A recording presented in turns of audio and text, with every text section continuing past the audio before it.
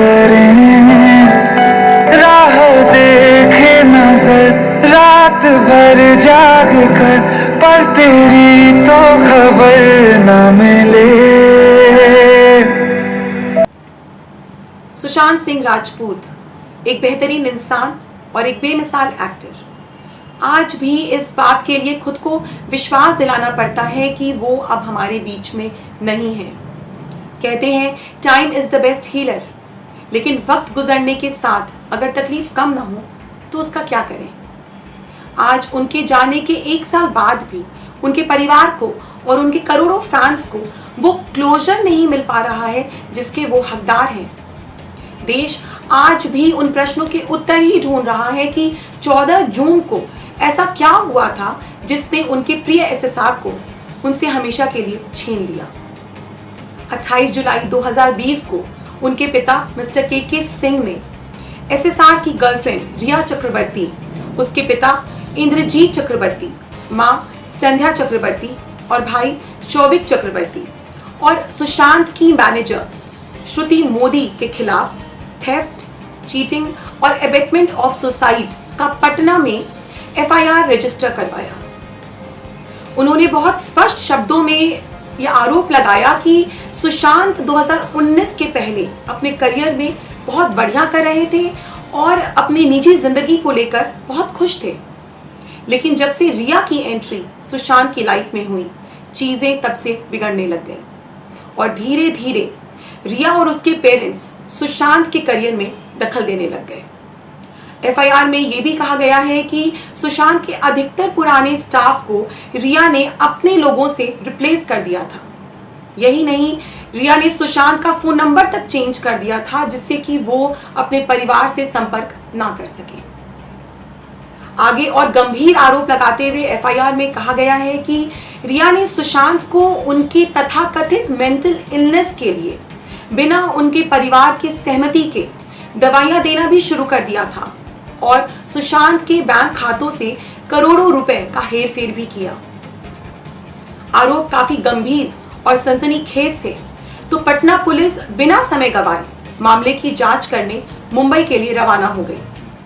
Patna police को Mumbai police ने सहयोग नहीं दिया और बाद में जब पटना से मुंबई एक senior IPS officer Vinay Tiwari को वहां भेजा गया तो उन्हें भी 14 दिनों के लिए क्वारंटीन कर दिया गया। विनय तिवारी ने यह कहा भी था कि क्वारंटीन मुझे नहीं, जांच को किया जा रहा है। मुझे इस बारे में कुछ नहीं कहना है, क्योंकि मुझे तो क्वारंटीन जो है वो बीएमसी ने किया था और वो भी मुझे नहीं किया था। मैं बोलूंगा इन्वेस्टिगेशन को क्वारंटीन किया गया था। जांच में सहयोग न मिलने पर पटना पुलिस तो बिहार वापस लौट आई, मगर मामले की सीबीआई जांच हो इस मांग ने जोर पकड़ लिया। बिहार के मुख्यमंत्री नीतीश कुमार जी ने जन भावनाओं को ध्यान में रखते हुए सीबीआई जांच की सिफारिश कर दी, जिसका कि महाराष्ट्र सरकार और रिया चक्रवर्ती ने जमकर विरोध किया। यहां पर मैं आपको याद दिला दूं कि ये वही रिया चक्रवर्ती हैं जिन्होंने 16 जुलाई 2020 को खुद ही देश के गृह मंत्री अमित शाह जी को ट्वीट करके सुशांत की मौत की जांच सीबीआई से कराने का अनुरोध किया था। रिया चक्रवर्ती के इस विरोधाभास व्यवहार से अब ऐसा प्रतीत होने लगा था कि सुशांत की मौत के पीछे कोई गहरा रहस्य छिपा है।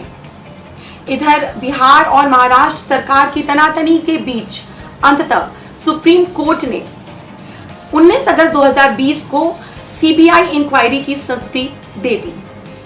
अब देश को ऐसा विश्वास हो गया था कि सुशांत के परिवार को इंसाफ मिल के रहेगा और अगर सुशांत की मौत के पीछे किसी भी प्रकार का फाउल प्ले हुआ है तो उसमें इन्वॉल्व लोगों का नाम भी सामने आ जाएगा। मगर आज उनके जाने के 1 साल बाद भी सीबीआई सुशांत की मौत की गुत्थी को सुलझाने में असफल साबित हुई है। सीबीआई इंक्वायरी में रिया और शौविक का नाम ड्रग सिंडिकेट के साथ लिंक हुआ और नारकोटिक्स कंट्रोल ब्यूरो एनसीबी ने दोनों को अरेस्ट कर लिया।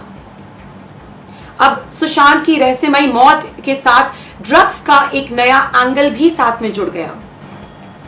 कुछ दिनों बाद जब रिया को बेल मिला तो उसने इंडिया टुडे को एक इंटरव्यू दिया जिसमें कि उसने कहा कि वो ड्रग्स सुशांत के लिए प्रोक्योर किया करती थी और उसका खुद का ड्रग से कोई भी लेना देना नहीं है।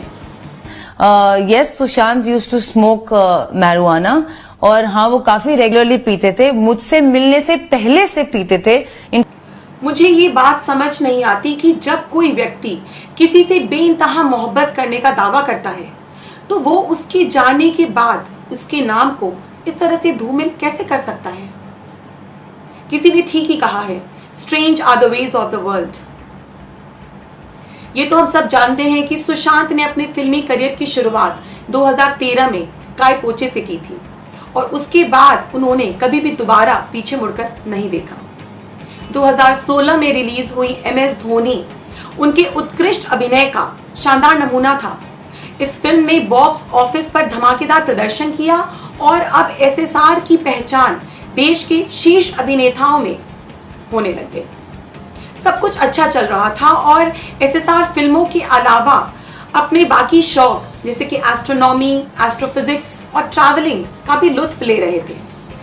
ये बात बहुत कम लोग जानते हैं कि SSR एक बार महाराष्ट्र के तत्कालीन मुख्यमंत्री देवेंद्र फडणवीस से भी मिले थे और उन्होंने एक प्रपोजल दिया था जिसमें कि महाराष्ट्र के सरकारी स्कूलों में पढ़ रहे बच्चों का वो अपने रिसोर्सेज से मैपिंग करना चाहते थे, जिससे कि ये पता लगाया जा सके कि कौन सा छात्र किस क्षेत्र में बेहतर कर सकता है और उस छात्र को उसी क्षेत्र में आगे बढ़ने के लिए प्रोत्साहित किया जाए। जब असम और केरल में बाढ़ आई थी तब भी SSR ने सीएम रिलीफ फंड में 1-1 करोड़ रुपए का बड़ा योगदान दिया था। ये तब की बात है जब SSR को फिल्म इंडस्ट्री में आए बहुत कम टाइम हुआ था और ये बात वो अच्छे से जानते थे कि केरल और असम दोनों ही हिंदी फिल्मों का बहुत बड़ा मार्केट नहीं है। वासुदेव कुटुंबकम का इससे अच्छा उदाहरण और कुछ नहीं हो सकता है।